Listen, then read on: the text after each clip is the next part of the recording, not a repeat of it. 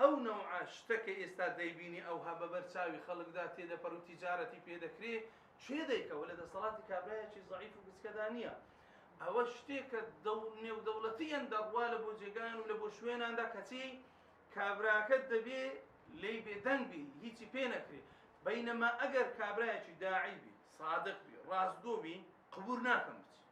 چونکە لە ئیسلامەتی بزانە بەڕێزان یەک شتێ پێی دەڵێن مووقیف لە هەموو ژیاندا یەک مووقفت هەبی بەسە ئەوە دێ بڕواتریاکە قبول ناکەم نایکەموتەوە دەرت دەکەن دەرم بکە خلاص دەرم بکە چمە مارێ دادەنیش پێم نەتوە ئەمە ساحێبی حەقەکەمە. ئەگەر سبەینی ئاشکرا بوو چێ ساحێبی حەقە؟ ئەگەر تڕێ لە ڕۆیی و دوایە ئاشکرا بوو ئەمیش ڕێمدا بوو لەگەر وان وەچوان شەرمەزار نابم. دیدیتە دێنەوە سەر ئەسلی ئەو قاعیدە گشتەکەی کە ئەوها دامانێ زە ئەوە بەڕێزان تەماشاکەی یعنی بەڕاستی لە حیاتی ئینساندا زۆر جار ئەو حاڵەتانی کە ڕوە دەدەن ئێستا باسی چ دەکەین؟ ئینقاذی عالەم لەو خراپەکاریانە یعنی تۆرە تەماشاکە وەکو داعیەک تەماشاکە بەس بڕوو ناو خەڵک هەرچی لە ئیسلامەتی گۆترایە قەدەغە و حەرامەشتی خراپە لەو ئینسان هەرچی گۆترایە قەدەغەیە مەسەل لە ئارەق و لە تریاک و لە گۆشتی بەراز و لە قمار و لە هەرچی تەماشاکەی ئەوانە هەمووی شتێک تێک دەدا ئیلا زەرەری هەیە. ئەوانەی گوتراوە حەرامە هەمووی مەنفەعەتی هەیە لە بۆ ئینسانەکە. ئەوجا باتیل دێتە ڕووی بەشتە خراپەکانی خۆی دەدا پێی ئاعتیادی یعنی پێی دروستە پێی شتێکی تەبیعیە بەس ئەمە پێمان شەرم نیە داعوە بکەین نە داعوە کارێکی ڕئیسی هەموو ئینسانێکی مسلمانە. پاشان باز لە ئەمراضی عەسەبی و عەقلی تووشە و شتانە بن ئەو ناخۆشیانێکەوە تووشیانە بی یعنی تووشی نەخۆشی عەقلیە بن. ئێستا طبعا لێرەش لە کوردستان هەیە بەڵام کەمترە هەندێک ئەمراض هەیە عقليا او انسانتك سير من لسو نقطه لستيك شد راد وستم لبونغو داعي ان شاء الله استفاده ليكن يعني خلق لكردستان توشي وسوسه ده بزياده وسوسه دي تانا كابرا دستي دشوا ديجا نيوتن شي اي بخوي دادا تلقي لبو دسنويجي يعني لبو خوشش نشي او حالته توكو داعي بيت ساره سريبكي يعني نابي ليه بقري خلق ابا مسار شيء او ذاتي بري يعني او وسوسه يعني يعني في غمس اصلا تزر هاي بدستي داكري سيزا تو لي بدين تري نا ادينو زياد دكاي ولا نخو ترنبي اخوالته بهنجتا نا والله اديتي يعني تدمينيتو تمشاك اشتكى علاقه بعقله بمنطقه وهي يعني وايد ذاك كابرا شيطان فيري لك لو رويوا لروي دينداريه وخو حد هاي بدستي داك كذا خمس وري وامديت يعني عندي خلق توش وسوسه شواف وفقيري هر ازار يدا هر خريكه بمري اللي خذ عليك باب لو خود والد مخصوص یک جار با مزداک من ابو درس مان لك درس بيج من شوش بسكو كاكا بسكاشي بس تمنتو ابرونا وحديقي ولو ايرا كدو كعب يجيبك هر بتقول ما مستعب شايفك في راستوا نري بجيكم بيس بيا تشدي تشبي سايدي لو قرنا انت تو راس نشوف كذا خلاص راس ابواب الملكه يزالكم والله اسلام لسه بشتيلوري لكوراني لزادي لحد زي نوجب كم اعتياد قد يعني او انا ما يبغى اشتك بيبري وسوسه اخ اتو بينا من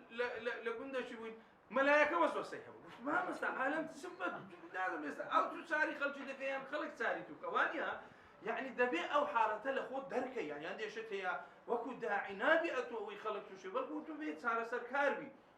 پیاوی که بو فقیری ولا تاریخ باسه که زور قصه شو خوش جوانه زار قصه خمنا موضوع كله خاطري استعاده الفكر كم تماشاك ريكابرا شيء اوي هبو سبحان الله ديقول من طلاق مقارنه جنم تكون طلاق ده زارقنا بدون ابو دسوكني برسيلك ما مثلا طلاق مدا نمدا طلع جاب نبدا طلاق ده زور او شيء فقيري هو شو كل ما مثلا زور عاقل هو تيجي سؤال هذا اقول طلاق ما كتب بروح عافيز شو كل ما مثلا شو ما مثلا طلاق من اخواتي قلت تباه زاني مسكوا قلت طلاق وقال قلت الدنيا هات يكلمه يا كم زاري شو بيقول الدنيا واري هات يكلمه سي بس طلاق فسي زاري شو قال دي لقى جن الدنيا خوش كبر ايش ما زالت انت ذا المعنى ما مستبي كم زاري بيبكنا كم زاري الدنيا شو ذكر من طلاق ده قال ما مثل طلاق من ده طلاق ده بروز لو قلت قاع في قال بالقران ما مثل طلاق من ده قلت فري في اوها شو ديلو شيطان يخوي شكت حدا امان ده يا شكت امان ده اتوا لقى من شر شقي ده كي تسمي الشيطان يشبي فشي بيدك انا اتبي عقليتك عند داعي في وسط ببلغي عقلي هي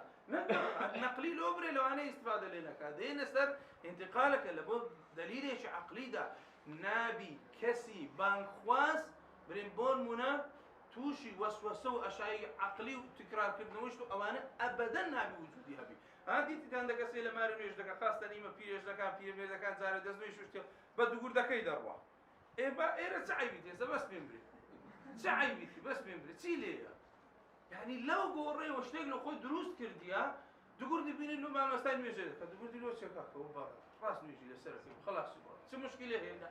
ابي خلوا لي رابين يعني وكو عالم او نبي بلن اشتغل دل دا دروس بوبزاني كاوش تخوا لا تو بهنزته ناتو داعي قدوه لبو خلق دا خلق تماشاي تو دكا لحمو زيغا دا باعتيادي بيجي خود بكا لوسوسوا لاشياء امور عقليه دا بيت دور كبيره باش التمرد وعدم الانتماء إلى الحضارة والقيم دور كوتو لهم قيم وقوراتي وبهاو أخلاقيته فبيستدين توزج كلا ولا ترى ما جزيات البيكن يعني ما يعني أخلاقي جوان بمني روشتي جوان بمني مثلا استمشتكي لكردواري للدين للشرع لهم مشتك فيلن حياة شرب أو ناني أو بمني اشتك تشي يعني بيبني شرم تشي يعني نابي بمينيتن هو بيرن أخلاقي جوان هو بيدن الرئيس قرتن أوان بهاينا هم لادبا كاواني هم لابر زي أوان تسدا قرتوا خرافة كاري زور كۆمەلگایەکە بەرەو شتی زۆر خراپ و نارێک و ناڕەوا دەڕوا دەلوێ ئەمە دەبێ ئەو بەهایانە ئێستا تەماشاکە لە ئەوروپا ئەو زۆرشتانە نەمایە یعنی نەمایە هیچ شتێک نەما پێی برێن شەرم پێی برێن حیا هیچ یعنی دینیان لە خەڵکدا بە دووریە خستەوە باش الجرائم في شتى صورها واشكالها او هم جريمه كلا اوروبا رواد رو ببینه لە ناو غەربدا جەرائیمی قەتل و اغتیساب و کوشتن و دزی و ئەو زۆرەشتانە یعنی زۆری هەیە زاني يك لو شتاني كالإسلامتي ده بس ما دسمال الدين كي زوري خلقي بردا يعني لوي ما يستاب في وسط ما براستي كسي داعي دروز كان بأخلاق وروشتي جوان مستناكم ملقا نهج مثلا بشوازي شو هابتي بخوي مكسراتي تدا حبي نا جوان تري روشتي خود نشانكم ملقا لهم رويكوا او عندي كواده تواني دروستا فلو جينا ندا تماشا ده كي بحايا كان ينما هما اگر او دين جواني كهمانه او ها وكو خوي دستي بيو بقري خلق زور في مانو معجبه بي جوانترین شتی داعی ئەوەیە تەماشاکە دزیناکە لەبەر کامیرە نییە باشە لەبەرەوەی نییە عالم دەیبینی لەبەرەوەی نییە ساحبەکەی ئاگای لێیە لەبەر خوایە زۆر فەرقی هەیە لەگە وڵاتانی دیکە یعنی تەماشاکەی یەک جار وازانم 2 دقە لە ئەڵمانیا لە یەکێک لە وڵاتانە 2 دقە کارەبا کوژاوە بە ملیار دۆلار زەرریان نەک زەرری کارەبا لە حساب نەما هەر کابرا لە چێن دەربوو ڕاست دەبەرچینە لباغريا ببوبرو كاميرا نما حساب كرا سوبر ماركت لا يشي بردرا على راس سودر نحسابه ونكتابه هذا دركشي فيه ودا هزنوده دركي هي بكابرا بردي وروي سودر بردي كاميرا هيك نقل هذا درش مشكله هنا تمام هو يعني تو تماشاك ايما لكن اوان سن فرق ماني كهرباء فوجيتو بينيا او اشكاليتانه دي جوانترين شتمان هي الاسلامتي ده كرقيبيتي اخوي تبارك وتعالى لسر عبدكاني ده نك مثلا مسائل كار وكاميرا وشتانه وسائل مستحدثا بكار دين لويساني خراب شي شيغنيا بلام اوي امهمانه لو قيمه جوانا هويك خوا بس الانسان ودار رقيبه لو يمستيق لو شت جواناني لو مركز شانازي في وكاين كامتحاني طلبه كاين زور بي جار من بخوم جار بزيم يشتني كاين تمام بخوتو تو طلبه شي بي ايرا ساود لغش شتي حزق كتابك درينا بنص اگر او عقليه فيربوري تو بي ليرانا ست حزله درينا لو خد بنص طلبة بزيدن امتحانك يولو خود خوان سرد رقيبة يبي اوش تجوانا نقل كاين لابو دري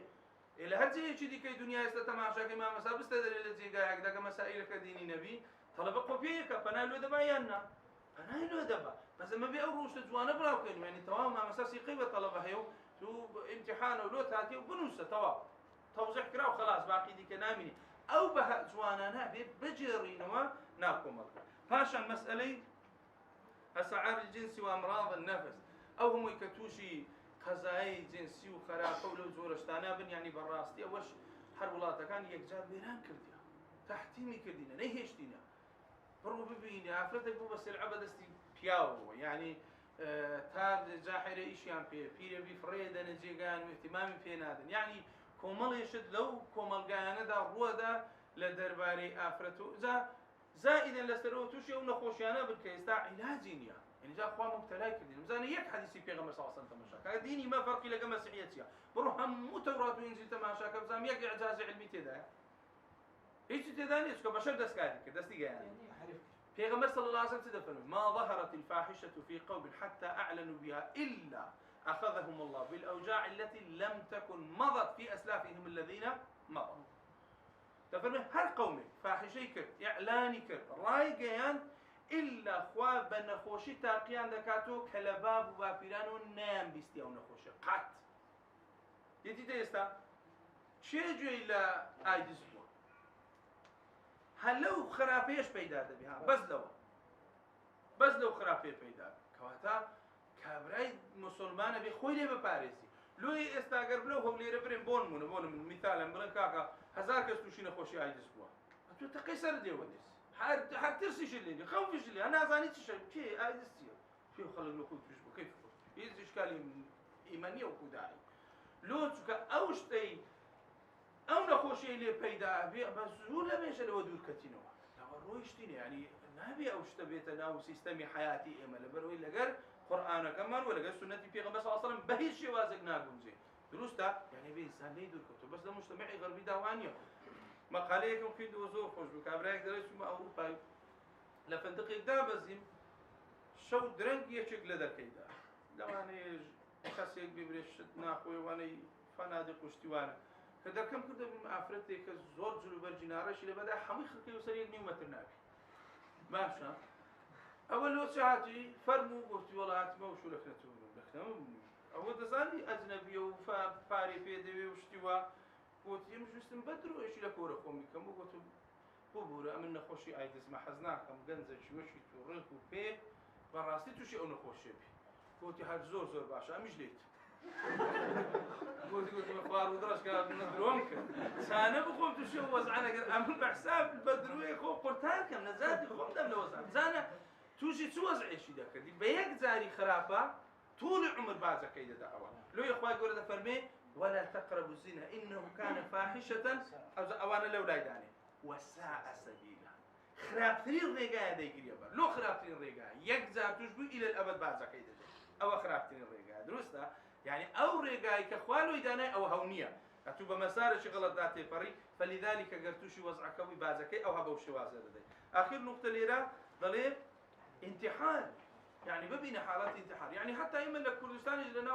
وخلق فير وفير يعني خوي دكوشي بلا بالنسبة انتحار لو ولاتنا زور زيادة لو كتوقع ذكر لو هذا ولات ونانسار وركاك أما مركز تانو دادا المركزي تايبه دقا حزد لي خود بكوشي مشاكل بيدا ما كلنا كوما غاسي لسبينا خود فريدي اخواري دكم عاردي وعالم زراويتي ومشاكل درسته بي وشيشه درسته بي اوشتانه ما كيان لا فيسبوك لايف شكرتو مباشر يكسر خوي دكوشي دنيا هم يدبني او بس ميلو دك ورا او تزيه برو خد ناكوشي با ور برو من فردا غزهري حبيب شتيك ددن ضايع دبي برو بخيت مشاكل بيدا ما يعني قزيكا هنزور بوا مراكزي لبو كانوا جي غاي لبو كانوا شتي لبو دابين كان زالوي براستي او تسيا وانا همي نخوشيتو شو ولاتانا بي ئێمە وەکو خۆمان مسلمانەوێ زەگمان بەو خەڵکە بسووتێ دەی بەشی دەستمان بگاتێ تێگەی یەکێک لە دەستمان تێ نەپەڕی ئەوەندە خەمخۆری ئەو خەڵکە بن وەکو پێغەمبەر صلی الله عليه وسلم یعنی جوولەکەیەک مرد پێغەمبەر صلی الله عليه وسلم گریا فەرمووی یا ڕەسوول ئەڵڵا جوولەکە بوو پێغەمبەر صلی الله عليه وسلم فەرمووی نەفس تەفەلەتە منی إلى النار نەفسەکەم لە دەست و ڕۆی لۆ ئاگری خۆزگە نەمهێشتبا بەریم لێ بگرتبا نەمهێشتبا ببڕوە یعنی ئینسانی ئیماندار دائما غەمیتی خەفەت دەخوا کاتێکەوە شتێکی وا لە دەستەدا زەولوێ نسبەی ئینتیحاریش لەو وڵاتانە تەماشاکێ بەڕاستی یەکجار زۆر و ئەوانێ ئەجا ئەو شتانە هەمووی لەسەر چ ڕوویدا لە کاتێکدا لە ئەوروپادا کەنیسە دەوری نەما پێشتر کەنیسەش هەتا ڕادەیەک دەوری هەبوو مەسەڵەن قەراراتی دەرەکرد ئەوامری تەنفیز دەکرد بەهاو قیەم و ئەخلاق لەکنەوەمە گوتیان نا دینی لەو لایدانێ دینیان کوودانە بزانە لە ئەوروپا حتى لنا وزجيدا شي عادي الدنيا وقت مردش عادي الدنيا لو بينش عادي إيميا تتماشاك لنا وزجيدا تي بيويست لوي دكي وخدمات وشد بس كمان دارك ابو عادي إيميا هذا دمري واش مرد اتو قشب الروجا تعاليم دينية شي لسري دخينو عادي لو بين عادي إيميا يعني اما بالورده كاين وايلي دكاين وكوكسه تي لي دربسي او يعني قران كريم بسر مەسائلی حتا لەو وڵاتانە بەسەر مەسیحێت و ئەو جۆرەشتانەشیاندا هێنا. ئەوەی کەوا لایەن برد سەڵتەنەی دین لەسەر ئەو جۆرەشتانە زۆربەی زۆریان کە تەماشا چیان دەگۆ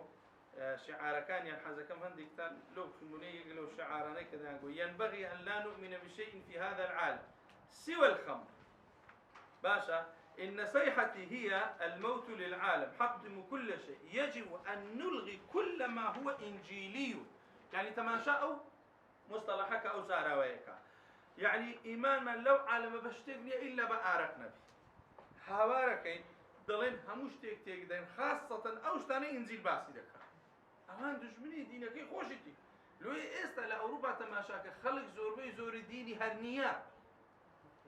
نية يعني لا دينية ولا إيكا وتواب يعني كوتيت موضوعي شي علمانيتي الصرف وببيدي ببيه هيت قيم وببيه هيت اشتكوا أو زورشتان ده ولو وقتا أوان بانقشو شتيان لبو دكر كومال يشد لوي لشوعية لماركز كوا داينا كا زور شد ويقلوانا مسألة الزواج يعني كده مسألة حب يعني تولى تصورك يعني عندي شد لي هر عقلش تقبليناك هر واقعش قبوليناك فكري ماركس أو أبو زواجنا من يخوش ويستي درستي شنو بياو يكتريا خوش ويدس لكن يكتريا خلاص وبراوا